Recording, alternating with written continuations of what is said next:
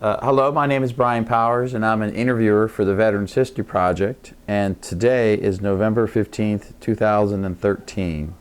And today we are interviewing a veteran of World War II. We're interviewing Richard Heithaus. Mr. Heithaus, thanks very much for doing this interview. We always start out with these interviews. Our first question is always, where were you born? Well, in Cincinnati here. What part of town in Cincinnati did you grow up? 3551 Potomac Avenue. And where's that? What neighborhood is that? At East Walnut Hills. Okay. And did you have a big family? Did you have a lot of brothers and sisters, or was it just you? I got one brother and one sister. Older sister and younger brother. Oh, you're the middle child, huh? Yes. Yeah. So, you were born in East Walnut Hills. What did your father do for a living? He was I guess you would call a superintendent. He was in charge, and he helped make the Schulte Brass Company, which is now probably employing more than 100 employees. He was one that started with George Schulte. Where was that based at? Where was that in town? They started out in a little garage in Norwood. And so when you were growing up, I think at some point, didn't you move to Pleasant Ridge neighborhood? Yes, for quite a while. And so what schools did you go to? Nativity. Okay, that's in Pleasant Ridge. You went to grade school there. Where did you go for high school? Purcell. Purcell, that's how did you get there from Pleasant Ridge? That's a little bit of a distance. Very far. We had to take a streetcar and transfer. How long would it take you to get into school? From Pleasant Ridge, it took probably 40 minutes. And when you were in school, what kind of things did you do? Were you involved in sports or any kind of activities or anything? Were you a good student or a bad student? Well, sort of medium, I guess, or bad. I wasn't a good student. My brother was a good student.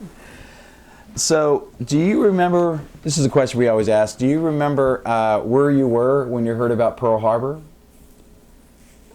Well, all I can remember was, yes, I do remember exactly where I was. December 7th, 1941, yes. I remember exactly where we were. I was with a good neighbor friend of mine that did, he had these projectors, 16 millimeter projectors, and he took them around the schools, and it was on a Sunday morning, and I was with him, and we were going down to some sister convent downtown to see about him doing these movies at different schools, and that's when I heard about Pearl Harbor. How did someone tell you? Please? Did someone tell you, or did you hear it like on the radio? On the radio. Oh. So how old were you in 41? Well, let's see, I guess that's about 16. So did you think at some point you were going to end up in the military at that point? No? Never gave it a thought. So you got into the military a couple years later when you were 18? When I was 18. And how did that happen? Well, our whole class, we thought that we were the young males that should be defending our country, and we all went to the military.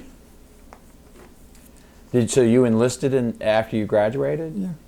Did you know what service you wanted to get into? No. What did you end up in the Army? In the Army. Any reason why? Just maybe your friends were doing that too? Well, I was totally out of it. 18, getting out of high school, and actually we didn't know anything about the war or army or military or anything, and it was just totally, absolutely 100% brand new to me. I was just out of it. I was ignorant. I didn't know anything about it. Where did you go to enlist? Did you go downtown? Fort Thomas. Fort Thomas in Kentucky? Yeah. And is that where you? That's, I think a lot of guys, that's where they ended up. And they were in Cincinnati. They went to Fort Thomas to be. That was their starting point. That was the starting point. And what were you doing at Fort Thomas? How long were you there? Not very long at all. Maybe a week. And then they put you on a train somewhere, I guess. Yeah, Jefferson Barracks, Missouri. And where was that in Missouri? Is that? Right a little bit south of St. Louis. And so that's where you were doing boot camp and everything? Yes. Do you have any memories of what that was like for you? Well, yeah, 2, 3, 4. And you did what you were told and so forth, strictly basic training. And you had the sergeant that laid it into you and gave it to you. And I guess it's still the same in the military today. The sergeants are the boss. And I guess you were you able to leave the base at all? Did you get a? I did leave it, I think, one evening. Where'd you go? In St. Louis. Went to a movie. So how long were you there? How long was your training? Well, I'm lousy on time, but I'd say 2 months. And where did you go after that? Where did they ship you to? Let's see, I've been to several bases. I think probably either Laurinburg, Maxton, North Carolina, or Fort Bragg, 82nd Airborne, North Carolina. So what were you being trained for? Were you in infantry? No, we were in a Special Forces Combat Glider Battalion.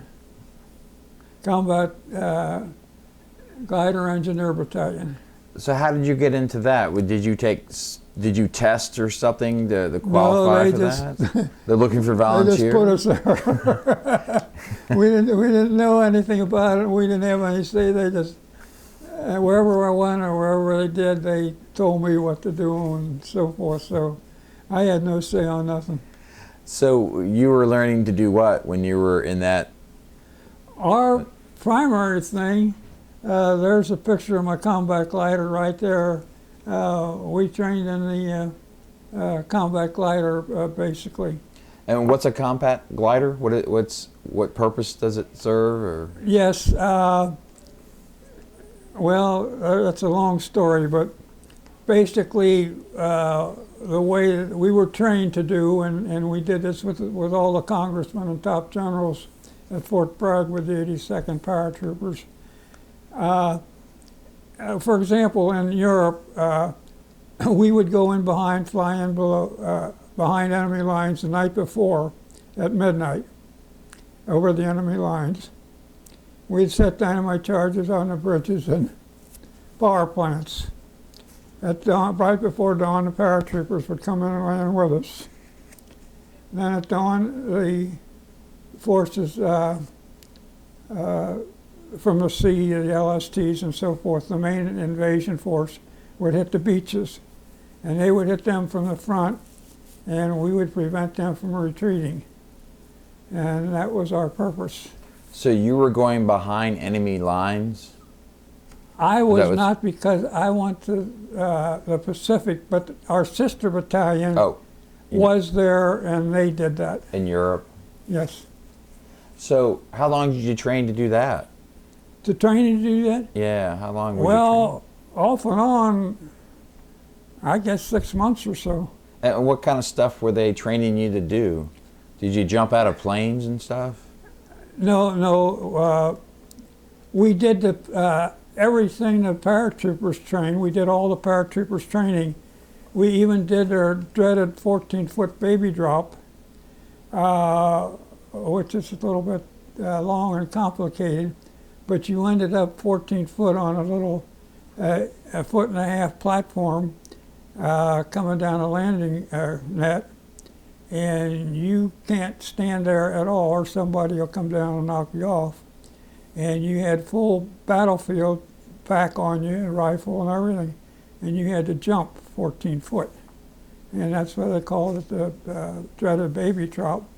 And the ground was solid rock, you might say, or concrete, because of all the paratroopers jumping on this hard clay. It was just as hard as concrete. And when I first got down there and I looked down there, and of course your eyes are 20 feet up, and I looked down there, I said, "You got," to myself, I said, "You've got to be kidding.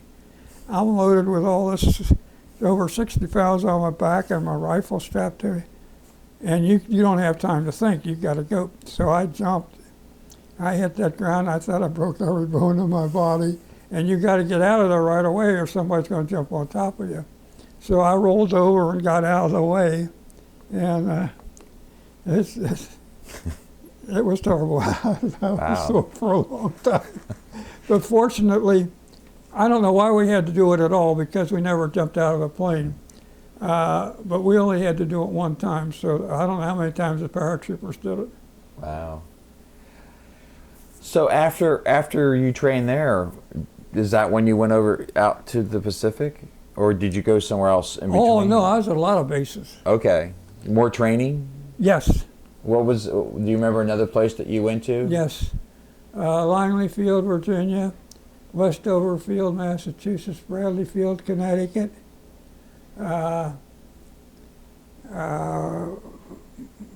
Camp Stoneman, California.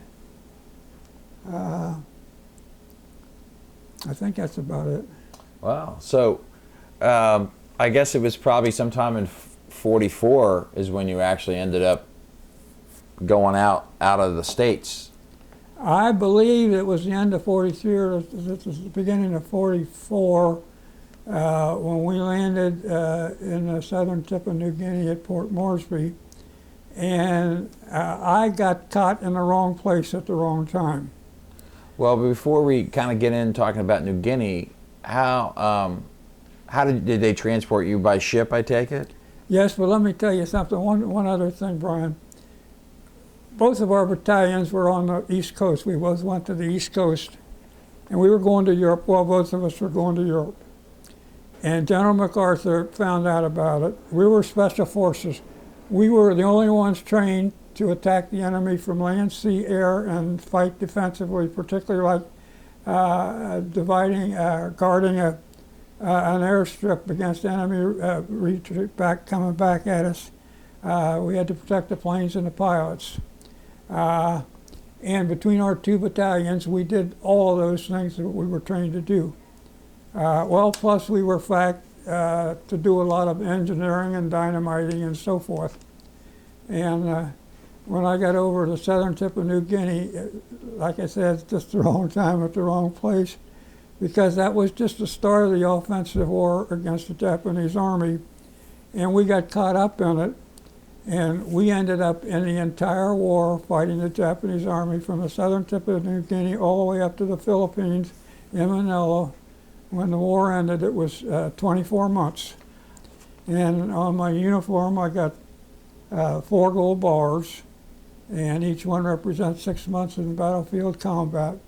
And that's the most anyone can ever get, because that was the entire longest war in Japan. And in Europe, it didn't even last 18 months, so no one in Europe could ever had that. So I was told that there's maybe only about 20 or 25,000 soldiers that have 4 gold bars out of 6 million in the military. wow. Now, you said you were training for Europe, but you ended up, it was because MacArthur, you ended up out in the Pacific? Actually, we were trained for anywhere. I was wondering if you had to adapt at all if you were training for Europe. Would you train differently for tropical environments? Well, no, we just trained for anywhere.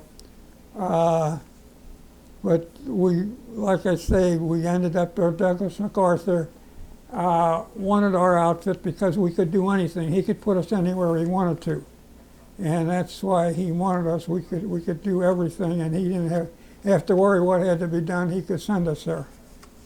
So how large was your battalion? I mean, 300. 300. And that was special forces? Yes.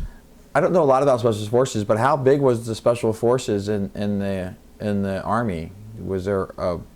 Well, I don't know how many there were, but I know the paratroopers had the Rangers, Right.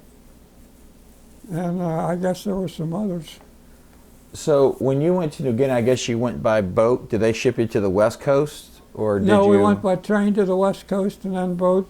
It took us 30 days to get from San Francisco to New Guinea.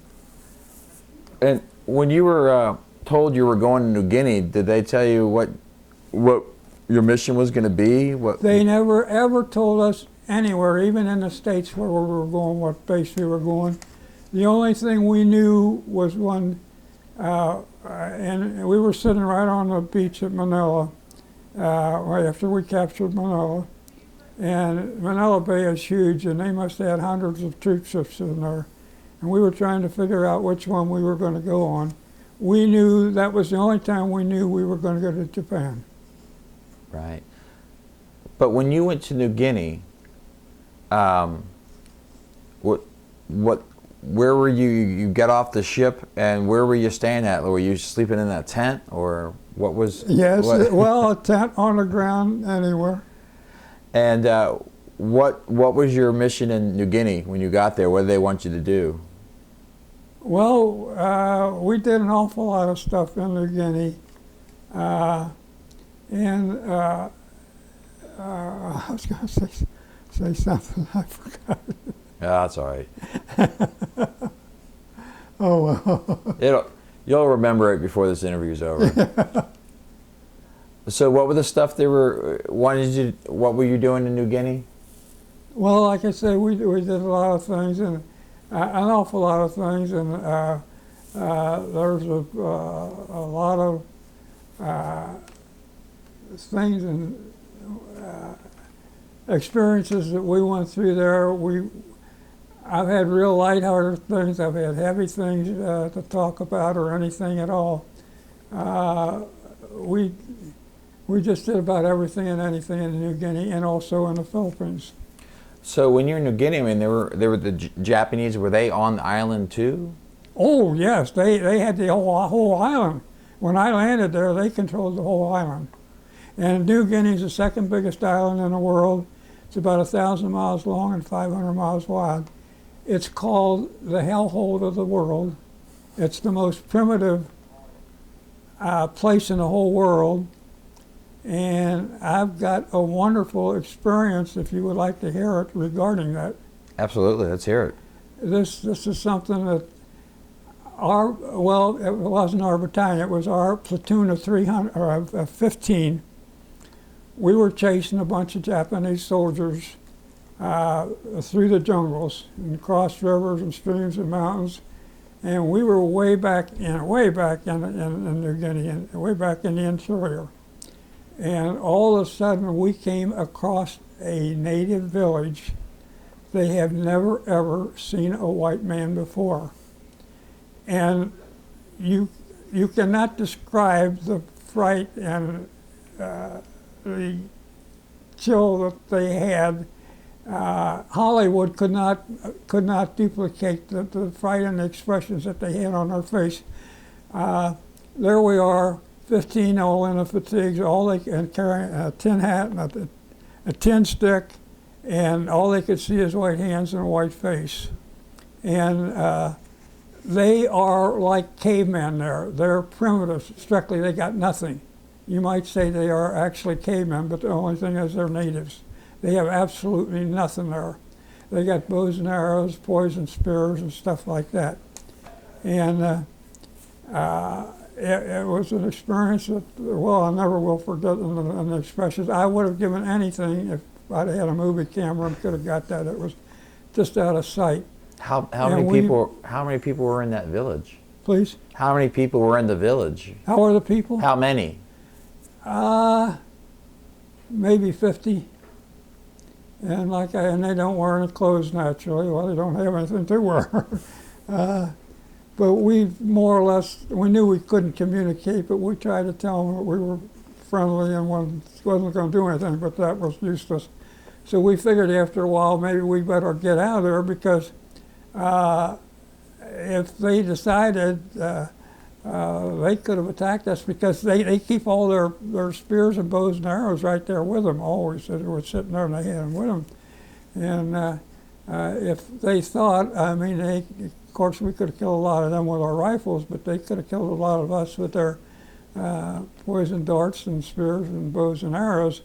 And we thought, well, after a while we can't do anything with them or communicate, so we might as well leave. So we just left. But it's an experience that, well, nobody else will ever see that expression because anybody else that goes there now, they know there's somebody from the outer world that's there. Right. Now, I may be wrong about this, but in New Guinea, didn't they used to practice cannibalism? Please? Cannibalism? Didn't Yes. that happen in New Guinea? Yes. Was that a concern for you? Oh, yeah. Yes, they do. Did that cross your mind when you were in that village, that maybe they were cannibals?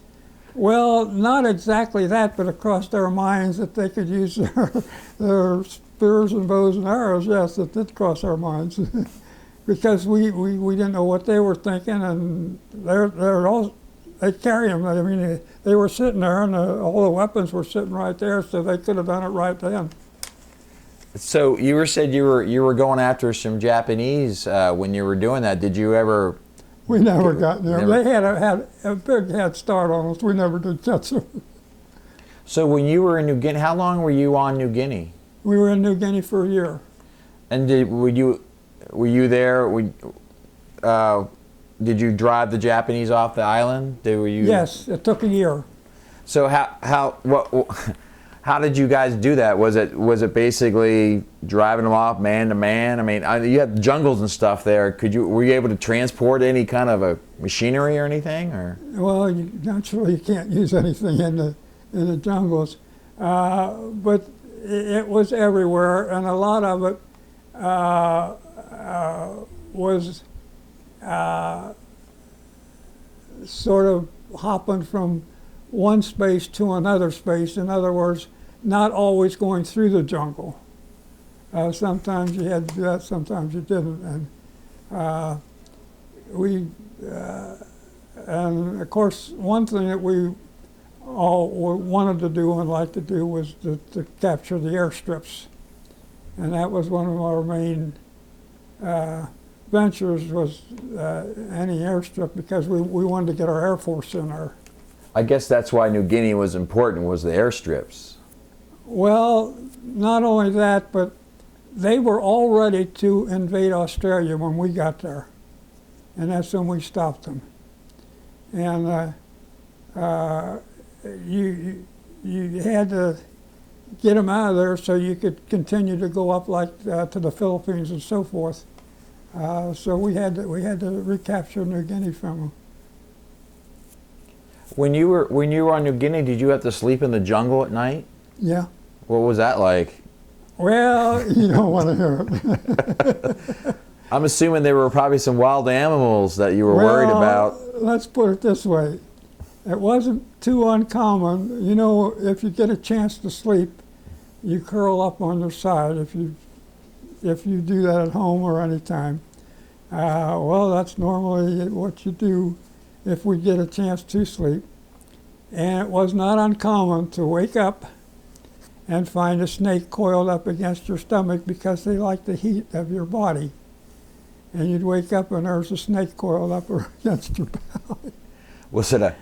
Did they tend to be poisonous snakes? Did you get to be a snake expert after a while? Well, I'll tell you what happened. We found out about half of our troops were from the south. And we found out through experience after the first one, what you did if you woke up with a snake around your belly, all you did was you didn't move. You know, all you did was holler snake. And there's always somebody from the south that heard you, and they would come running. And they just loved to get a hold. They knew all about snakes. They knew how to get a hold of a snake. They put their foot right behind his head or on his head. They'd take the other hand, pick up his tail, and then they would snap it like a whip, and would snap the head of the snake right off, and they just loved to do that. So whenever I woke up, I just hollered snake, and I just didn't move. How often did that happen to you? It happened several times. More than enough, I guess, huh? Yeah, and I hate snakes. Now, did you get any training for tropical being in the in that? Well, couldn't do that in the United States, but yes, we went on maneuvers in sort of jungle atmospheres in the South. Other than snakes, were there other things to be concerned about? Oh my gosh, yes. Blood-sucking ants, malaria-carrying mosquitoes, jungle rot, elephantitis, you name it. And I got a lot of it. A lot of those things I got. So you were talking about you guys had captured the airstrips. Were there a lot of airstrips in New Guinea? No, not too many. I don't know exactly how many. Maybe a half a dozen. I don't really know. But a lot of times we capture them, the Japanese would take off and go into the jungles. And then what they like to do, or wanted to do, they would try and sneak back in when you get your planes in there and the pilots, and they'd like to come in and destroy the planes. I was going to say, did you worry about sabotage and things? Yes. So it was our duty, as one of them I told you, we had learned to fight defensively primarily for that reason, to protect the airplanes and the pilots. And we did that. We did that. And any time that we would see a Japanese or several or a lot of them hiding in the jungles near the airstrip, it was our duty. We had to go after them. We did that many a times, and a lot of times we thought that it was just a ploy to get us to go after them. It was a trap that we would go after them, and then they had maybe 100 or 200 Japanese soldiers just waiting for us, and we'd go in there and then they'd manslaughter us. Did that happen? Would that happen? Fortunately, it didn't, but there was many places where we'd go through like an opening in the jungles, and with a hill on both sides where they could have been up on each hill and they could have just massacred us as we went through. We thought of that a lot, particularly in places like that that's what they were doing, but they didn't. Yeah. And why they didn't, I don't know, because they could have really gotten us. So how do you go about capturing an airstrip? Was it overwhelming force, or was it like... Yeah, primarily. And so were you in the front line for that? I mean, would they just tell you to run out there and shoot at anything? How does it work? We were anywhere, but basically, like you say, it was overwhelming, and I know one particular place where it was very much, we had part of either 15 or 5 or 10,000 troops from one of the infantry divisions, which is 30,000.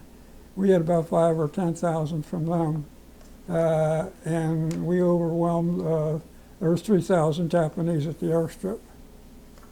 Were there any other troops from like Australia or any? I mean, you guys were Americans. Were there other Allied troops in New Guinea? There were a few Australians, yes. But mostly it was American? Oh yes, yeah. Very definitely. 95%, I guess. Yeah. And so I think when you're in New Guinea, I read your writings that you sent me. I think you said you fell into a whirlpool or something, I think. Yes. This again, we were chasing a bunch of Japanese soldiers. We went across the Nankina River, which is a river like the Colorado River, real fast moving. And we were going across that, now, and it was waist deep or shoulder deep. And they had a lot of rocks on the bottom. And I slipped on a round rock, and of course got caught in the rushing waters, and it carried me down the river. And I tried to swim to the shore, and you can't do anything against the power of that water. It goes where it wants to go, and that's where you go. There was one great big huge rock right in the middle. I tried to avoid that, and I couldn't, and I went over the top, And as I went on the other side, there was a great big huge whirlpool there. And I got caught in the whirlpool. So I went down and I tried to swim up, and things started to get bright and it started to get quiet. And I tried to get up and it kept getting brighter and more quiet. So I thought, well, if I can go down and get a kick off of the bottom, I'd get up. So I tried that, and all of a sudden it got real bright and real quiet, and then nothing. At that time I didn't particularly know it, but I was dead. So the good Lord has given me so many miracles during World War II, it's unreal. But we had one excellent swimmer in our, what do I say, not the battalion, the Platoon? Platoon, thank you. We had one excellent swimmer and one good swimmer. And half of them couldn't swim at all. It just so happened that the very best swimmer saw me get caught, and he ran alongside the river down. And he saw me get caught in the whirlpool, and he thought, well, he's going to come up on the other side of the whirlpool. So he went up on the lower side of the whirlpool and stood there, and he said, I popped up like a cork. And he went in and got me, pulled me out. By that time, there was 3 other soldiers there, and they gave me artificial respiration. They said I was legally dead. I had no pulse. I wasn't breathing. They brought me back to life. Wow. But if it wasn't for him, he's probably maybe the only one or the second one would have ever come in and tried to get me out of that Colorado River. But I was legally dead, and they brought me back to life. Yes, that whirlpool was something. Wow. Now, when you were in that, I mean, did you have your backpack? Did you have your pack on and everything? No. All we had then was all our lower combat gear, the belt, and the trench knife, and first aid kit and stuff like that, and a rifle. No backpack. And of course, I lost the rifle. And but there was no backpack. So when you're lying and they revived you, how long did you just have to get up and go on to what you were doing, or? No, we called it off.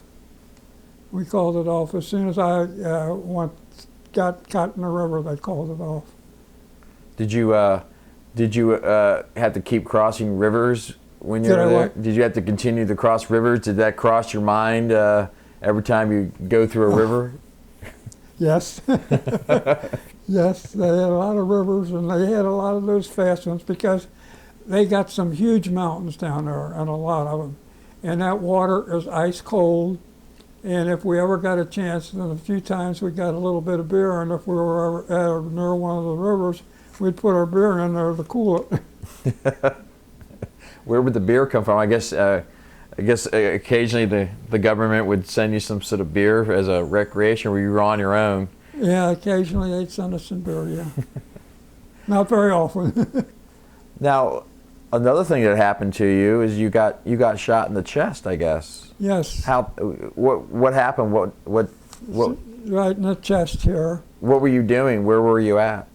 In the jungles, and it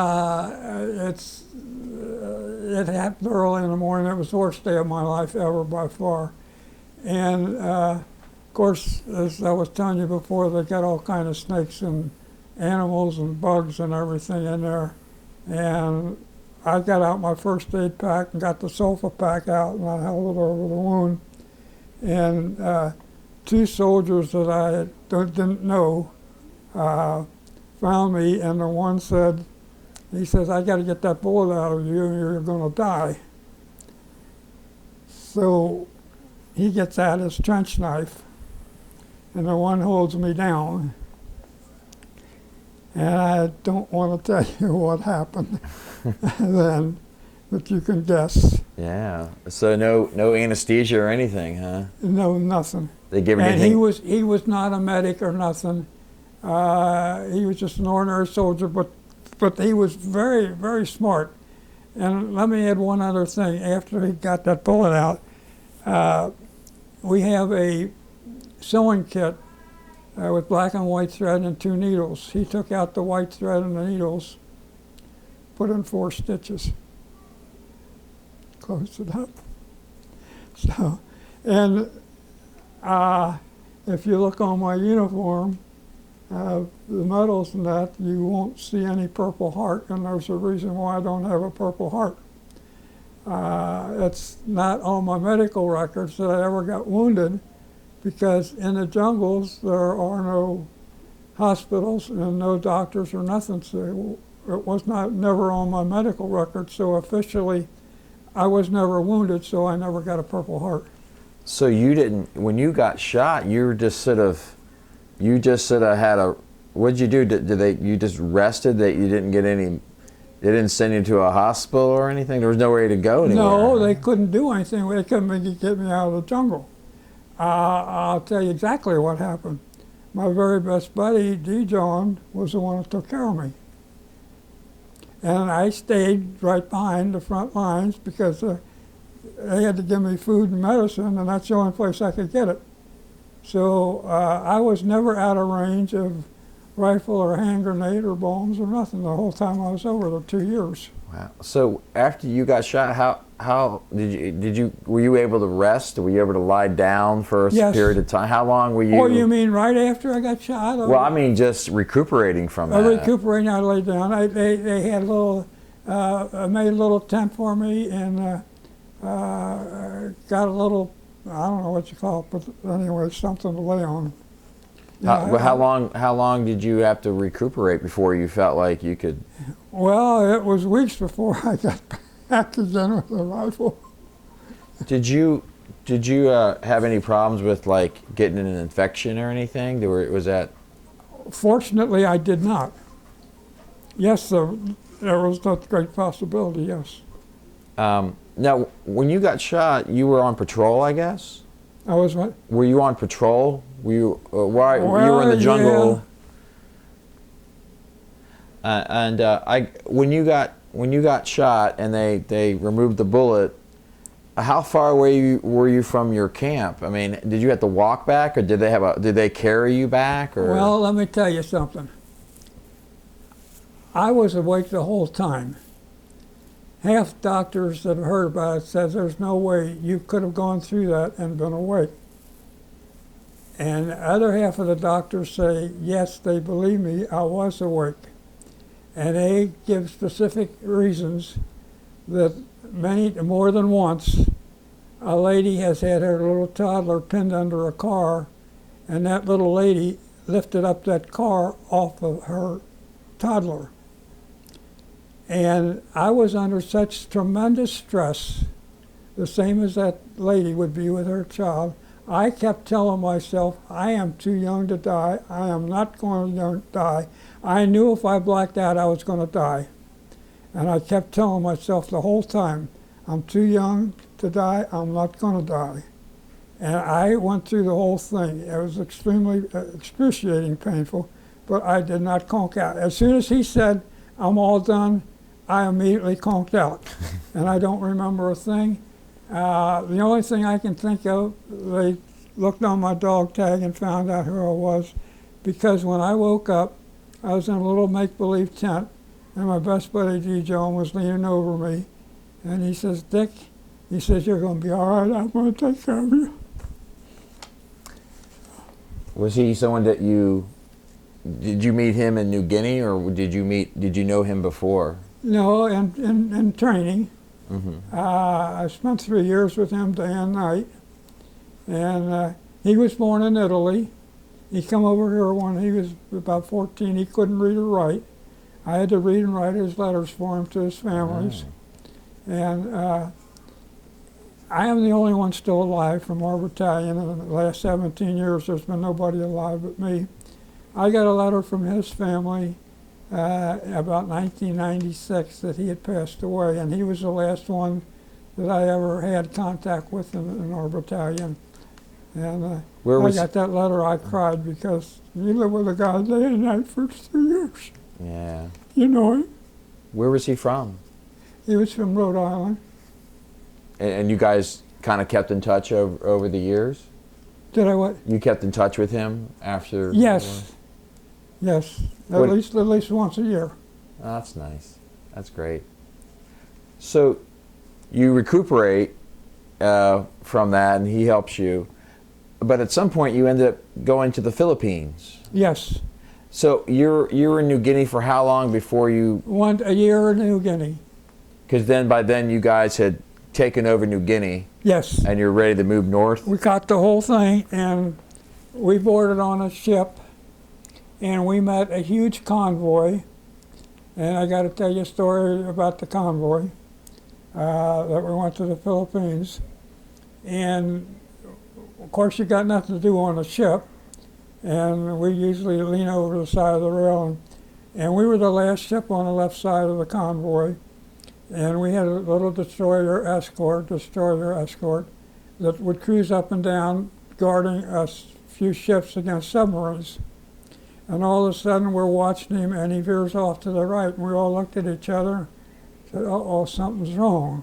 He's went off a course, and he circled around, and all of a sudden, we heard 6 of the loudest explosions. And water shooting up. We dropped 6 depth charges. And they were only a couple hundred feet from us. We could see the soldiers on deck, sailors on deck, working the depth charges and everything. And he circled around a little bit, and then he left. And we never saw any debris or anything coming up, and we wondered if he sunk the submarine. And there was a merchant marine standing behind us. And I asked him, do you think he sunk that sub? And he says, oh yeah. He said if he hadn't sunk that sub, he would have never left that circle. He would have kept circling and dropped more depth charges. He said, when you sink a sub, something always doesn't come up. But he said he sunk it, or they would have never left it. Jeez. So that was an experience too.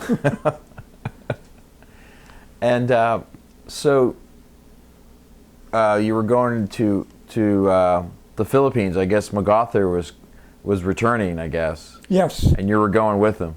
Well, not with him. No, we were in the Wow. we were in the major invasion force. Uh-huh. And like a lot of people have seen over in Europe, where you get, well, what happened, we were down in the hole. We would sleep in our quarters was in a hole. It took us 30 days to get there. One morning they all said, grab your battle gear, we're going overboard. So we grab our gear and go up, and I looked over that railing, and you're up about 30 feet in those big ships. I looked down there, and they got that landing net, and there's that barge down there, way down there low. And I thought, oh my gosh, that here we go. And I said, I remember what happened when we went on that baby drop. And I thought, well, here we go. We're going to have to do this on a steel deck of the LST. And the worst part about it was that they had huge swells there. If you know what a swell is, it's something like a wave. But our big ship would go up and down slow. But the LST that was alongside the ship would go up and down fast. And again, you don't have time to think or do anything because you got to go down that landing net, and you got somebody coming right behind you, and if you don't move, you're going to get knocked off into the water. So I looked over there, and I went over side, and I started down. From the time you go over that side, you're just a sitting duck for any kind of firearms or bombs or anything. You got no protection. You can't fire back. You can't do nothing. You're just a sitting duck the whole time you go over the side of that ship to the time you hit the beach. And I got down there and I looked at that landing craft, and it was going up and down. And I thought you had to time that just perfect, because there was a difference between about 10 feet the way that would go up and down as against the ship. So you could have maybe instead of a 10-foot drop, you'd have a 20-foot drop. And I tried to time it, and I guess I did as good as I could, and I hit that deck on that steel deck on that LST, and again, I thought I broke every bone in my body. I thought this is a heck of a way to start an invasion. So then we got down there, dropped the front landing, part of the landing craft, and then you get in water about shoulder deep, and you have to hold your rifle up over your head so it don't get water in. and you try and run in water up to your shoulders, you can't hardly move, and you're just a sitting duck there, and you don't know what to do or think. And I got to the beach and laid down on the beach, and I wasn't much better off because the only thing then, you were laying down and you could also fire back. So that was the only good part about that. So that day it took us, we only got about 200 feet off of the beach. And we got in what they call a dried up rice paddy. If you know what a rice paddy is, it's like a checkerboard square with raises at about 8 or 10 inches that they walk on to farm the rice and also to keep the water in. Well, it was dried up, there was no water. And the Japanese, they had airplanes, which you just wouldn't believe. They had anywhere from 1 to a dozen airplanes the entire time overhead dropping bombs. And we're cuddled up and trying to get as close as one of these little foot risers as we can so we don't get hit. And one time I heard something sing past my ear, and I reached up and hear what happened. A piece of shrapnel cut off the strap of my helmet. I'd been over a little bit, it would have cut off my head. But they just had us pinned down, we just couldn't move at all. They just kept at us. And Clark Field was only about 100 miles away, and it's a huge air base. And they would just drop bombs and go back to Clark Field, load up, and come back again. So I don't know how we did it, but we finally broke loose. It took over 24 hours. We broke loose a little bit, and we got going. And we knew what we needed to do. We needed to get an airstrip. And there was an airstrip that was somewhat near there. And this is when, I don't know, like I say, maybe 5 or 10,000 soldiers from an infantry division. We went and knocked there were 3,000 Japanese soldiers guarding the airstrip. We knocked them off down a hill, across the stream, up to a hill on the other side. We took over the landing strip. And then the infantry said they got to join the rest of their division, and we got to guard that strip all by ourselves. I was 300 against 3,000. So they left. So that night, they attacked us. We had one major offensive weapon, which was a multiple 50 caliber machine gun unit, which was 4 machine guns mounted on a stand. It was a wicked defensive weapon. It was wonderful, but we only had one of them. And they attacked right into the heart of our 50 calibers. And we always had one guy sitting on a stool to man it. We took 2-hour shifts. So they attacked us, and the first guy that saw them naturally was the guy manning the 50 calibers, and he cut loose. And every third round was a tracer bullet. And I'm sure when the Japanese soldiers saw all those bullets and the tracers coming at them and the noise from those 50 calibers, it's just mind-boggling how loud they are. And we drove them back. Then I had, the next night we had we knew they were going to attack us again, there was no doubt about it, but this time we figured they're smart enough, they're not going to attack into the 50 caliber, they're going to hit us on the sides. So we knew they were going to do that, so one of our officers came and said the intelligence said that they're going to attack us tonight. And we all thought, that's crazy, we know that. So then right as it started to get near dusk, my sergeant come over and he said to me, he says, you're going down to the stream and you're going to pull guard duty all night. And so I grabbed my battle gear, and everyone in our outfit, we never disobeyed an order at all. We never questioned it. We did it immediately, whatever we were told to do.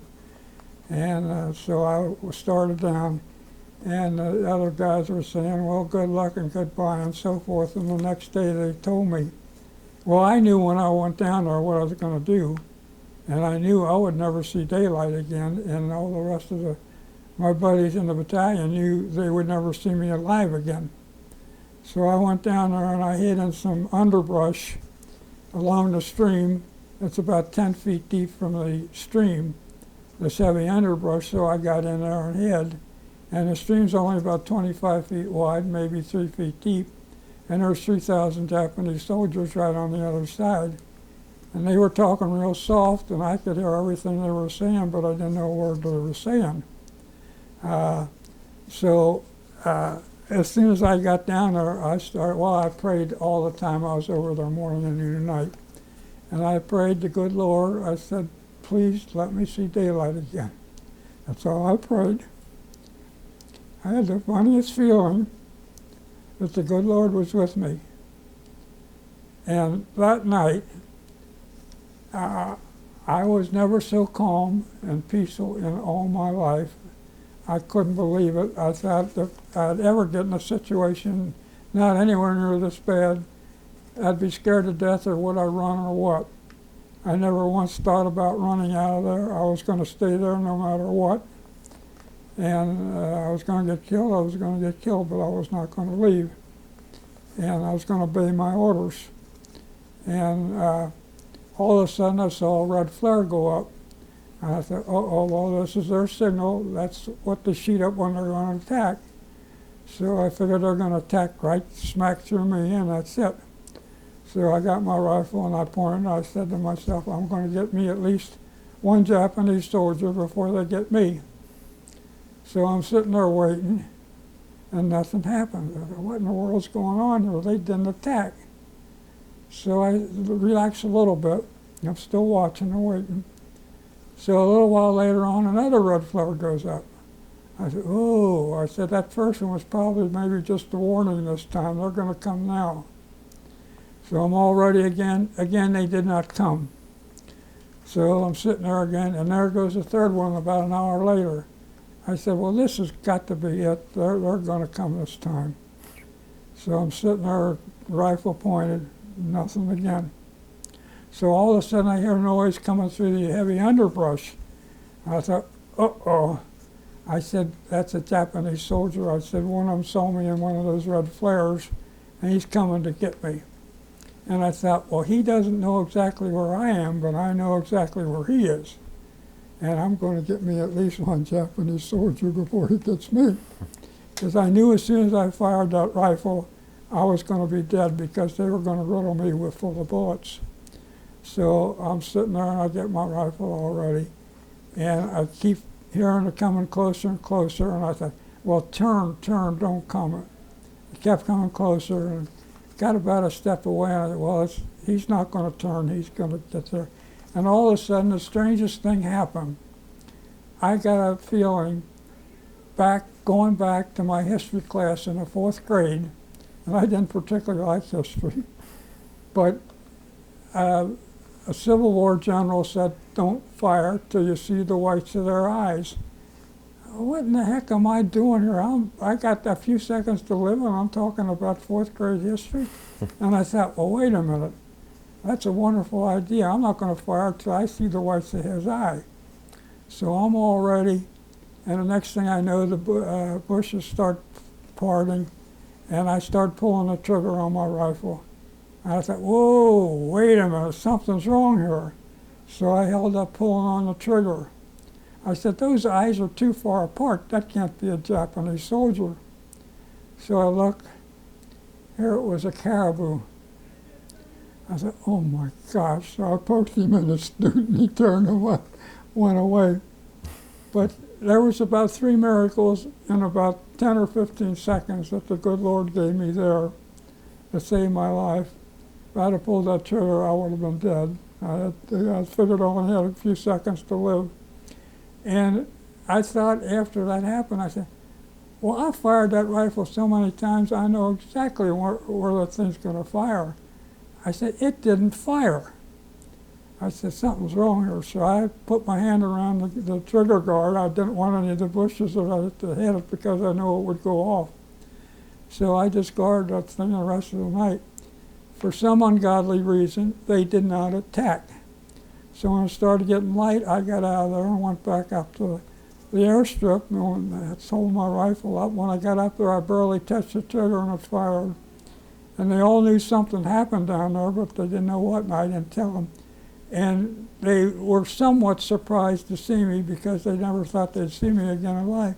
But they also saw the 3 flares go up, and they knew they didn't attack. So they figured maybe I might still be alive, and then when I come back, I was. So they made a big mistake, the Japanese did, because that morning we brought in our P-47 fighter bombers. We loaded them up, each one of them, with 2 500-pound napalm bombs, if you know what they are. When they hit the ground, they're 50% gas and 50% oil. They hit the ground in a huge explosion, a fireball about the size almost of a football field, and it wipes everything out, and it will even go into a foxhole and get you. And if it gets on your skin or clothing, it just sticks to you as burning fire. And they dropped these, and we're all sitting up on the airstrip watching them go over and bomb them.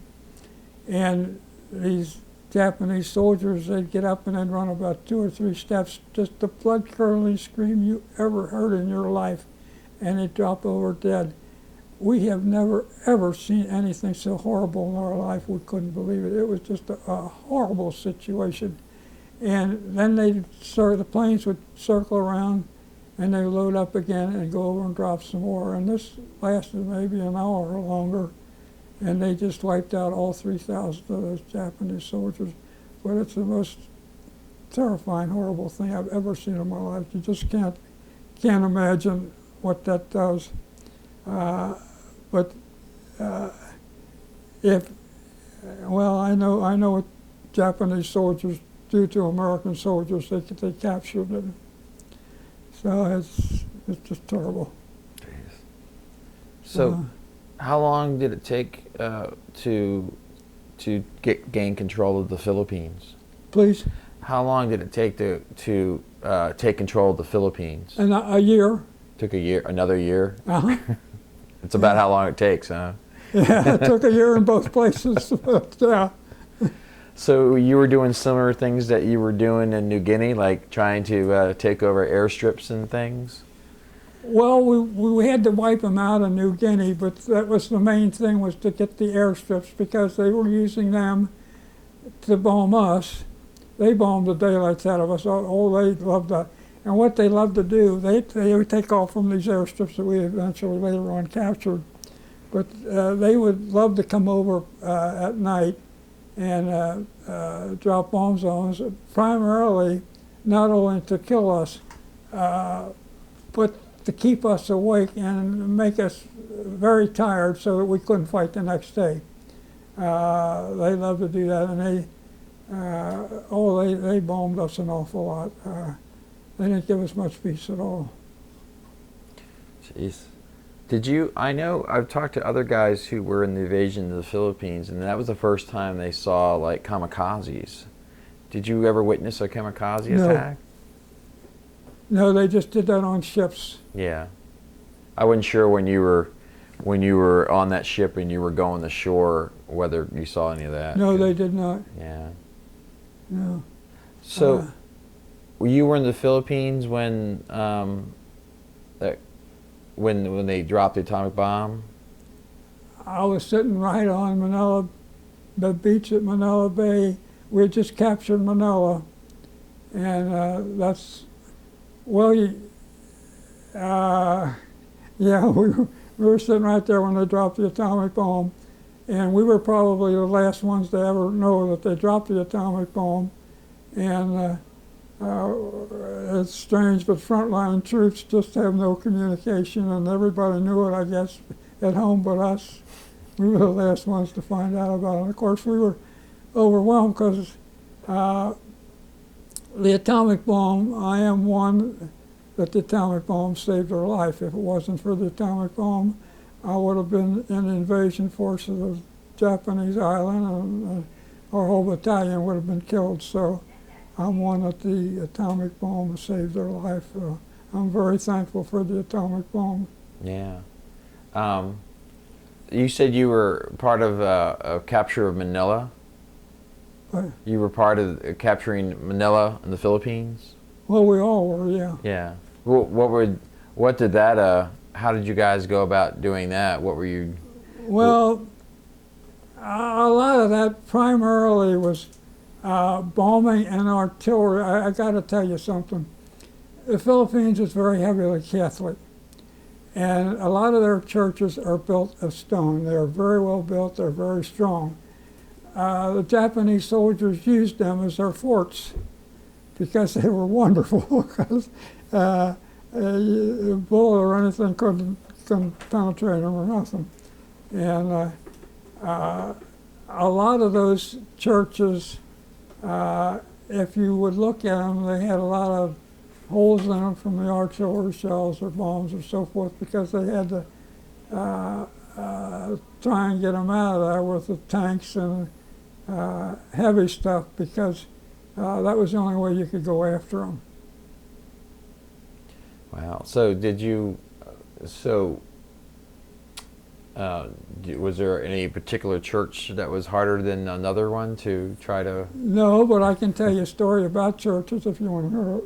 Yeah, absolutely. Or the priest at one of their churches came to our commander and asked him, he says, could you send some soldiers down to our church on Sunday so we could have mass for our parishioners and guard us from the Japanese soldiers? And he said, well, yes, he could do it if there would be more than 30 soldiers that would go down to guard the church. So we got more than 30 soldiers, so we went down and guarded the church. So about half of us sat in the pews and the other half guarded the windows and doors. And in the middle of the mass, the priest stopped, and then we switched. The ones sitting in the pews guarded the windows and doors, and the other ones went and sat down. So after the mass, the priest and the parishioners, you just cannot believe, they were just absolutely overwhelmed with joy, because they had not been to mass for years because they were afraid to go because the Japanese would kill them. So they just couldn't thank us enough for coming there and guarding them while they went to mass. It's just a wonderful sight to see. So, were you in the Philippines after the atomic bomb drop? Were you still part of the occupation there? Well, no, when the atomic bomb dropped, like I say, we had 24 months in combat, which was very unusual, and we were going home. But the only thing is, there was a glitch that somehow that we didn't get transportation, and while we were no longer doing anything, we could not board a ship to go home. So we were stuck there for about a year, twiddling our thumbs, wondering when we were going to go home. We couldn't get a ship to go home on. When we did get a ship to go home on, it was an old converted Liberty ship, and it broke down in the middle of the Pacific Ocean. So we drifted backwards for a couple hundred miles. Then we got in, and we went to Pearl Harbor in Hawaii, and they had to fix the ship so we could continue on to San Francisco. So we had a hard time getting back home. So you arrived in San Francisco, and then when did you get? When did you have your separation? At Camp Atterbury, Indiana. Is that where you went straight from San Francisco? Please? You arrived in San Francisco. Is that where you went directly, or did you spend some time in San Francisco? No, we went directly from San Francisco to Indiana. And then how did you get back to Cincinnati from Indiana? Was there a train or? On a bus. Yeah, they gave us money for a bus to go home, and that's my uniform they gave me when I when I got out. So, was anyone there to greet you when you got off the bus in Cincinnati? No. Unfortunately, the only ones to meet us was my family, because we didn't arrive home probably until a month after all the fanfare was over, because we got stuck in Manila. We couldn't get a ship. So when we got home, there was all the celebrations were all over with. They were a month gone. Yeah. So we got nothing. So what did you know what you wanted to do when you got back to Cincinnati? When I got home, what I was going to do? Yeah, did you know what you wanted Yeah, to do? I went back. I worked a couple of weeks in a factory, 10 hours a day, 6 days a week, making stuff for the military. And they had to take you back when you got out of the military. So I went back, but I couldn't last, so I got out of it. What did you end up doing for a job? What did you get Well, into? not much, because I was pretty well shot to pot. I only worked a little bit of part-time. I had to rest a lot and take it easy, so I didn't do too much. So I worked a little bit part-time at times. Yeah, yeah. Did you, I think you met your wife back in Pleasant Ridge, I think on the street that you were living? That is a good coincidence. I lived at 5812 Woodmont Avenue for quite a while, went in the Army there. And while I was in the Army, my wife Charmaine's family moved at 5912 Woodmont Avenue. And one day I was sitting on our front porch, and she was walking down the street with her younger brother, and we struck up a conversation, and that's how I met her. And I asked her if she'd like to go to a UC football game with me Saturday night, and she said yes. So that was our first date. And you guys have been married how long now? 62 years. Wow. And we're still together, and we're in the same room at Meadowbrook Nursing Home here. We've been here together and here since April. And did you guys have kids? Please? Did you have any kids? Yes, I have a son and a daughter. And they still live in the area? Are they still? Yes, they're both in Cincinnati. And I only got just a couple more questions, but one of the questions is that, you had a lot of these close calls, and it seems you seem like you have a strong faith.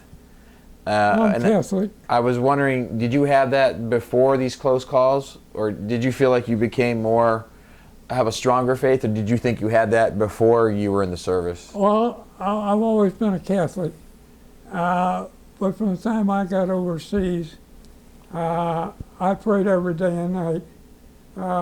During the day, usually I pray that see night, and I usually pray to see the day. And I guess I've got to tell you this. The good Lord has granted me so many miracles, it's unbelievable. My fellow soldiers nicknamed me, they called me the Miracle Man.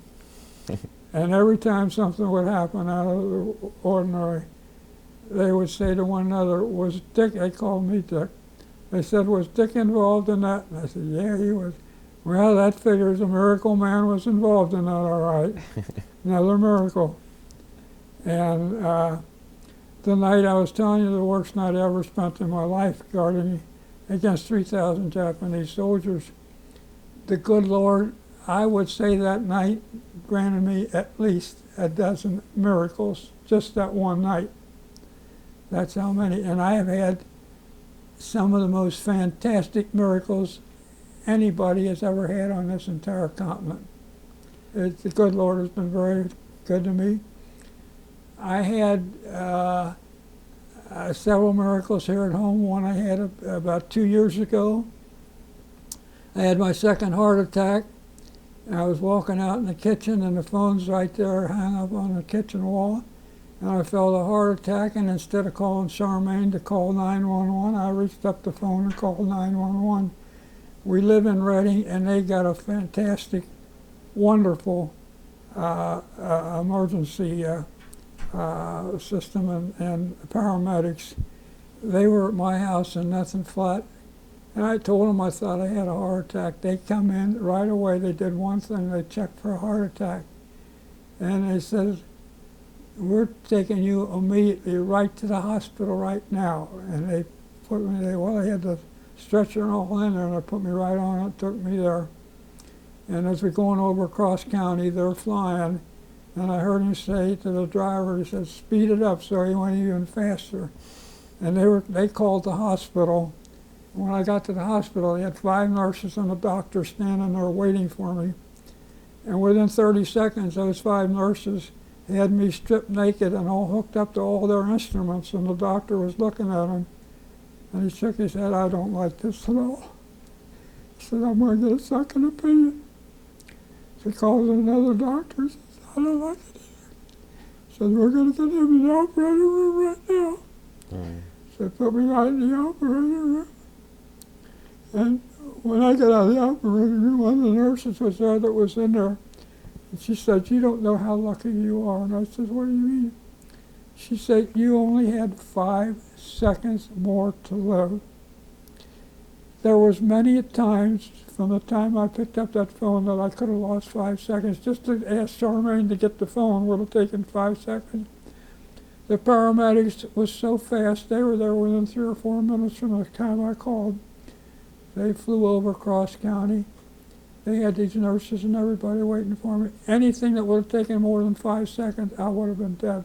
Yeah. So I couldn't have had any better treatment if I'd have been a president of the United States of America. It was that good. It was just out of this world.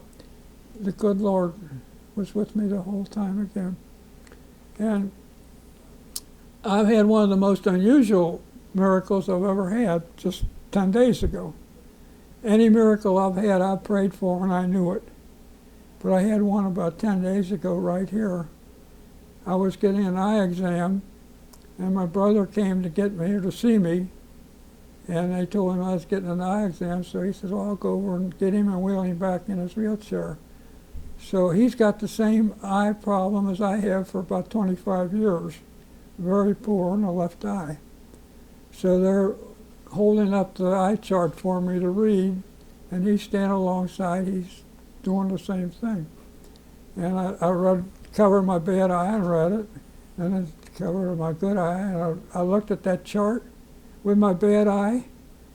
I looked at that, I said, "I can see every single thing on it, that little bitty tiny thing down at the bottom. I see it as bright as that great big E at the top." And she kept pointing to me, read the different letters. I immediately read everything as she said. Then the doctor got that great big instrument out and put it in front of my eyes and looked at my eyes. And he got done, and with the two, he said, "You got perfect vision in both eyes," with his thing and me reading the chart. Wow. My brother and I didn't say a word. Right before I took the eye exam, they had a vase there that I looked at with my bad eye to see how good my eye was. I could hardly see that vase. Then when we got back to the room, my brother said, "Read the numbers on that clock there." And I said, "What clock?" He said, "And just a couple minutes ago, you were reading that fine line on that chart." For about 3 or 4 minutes out of 25 years, I had perfect vision in that left eye. Oh, well. Before and after, I couldn't see nothing. But for that, the good Lord did that for a reason, but I don't know why. And I'm sure that eventually it's going to come out that he made me see that chart for a reason, but I don't know why. Well, I just have one last question. Did you keep in touch with guys that you served with? Did you keep in touch with guys that you served with? Yes, as many as I could the whole time until they either passed away or whatever happened. Yes, I did. Would you have reunions? Did I what? Did you have reunions? Would you ever have reunions? One in Kokomo, Indiana. Well, that's not too far for you, right? Right. Well, okay. Well, I want to say thanks very much for telling all these stories. They were pretty great stories, and I really appreciate it. You're welcome.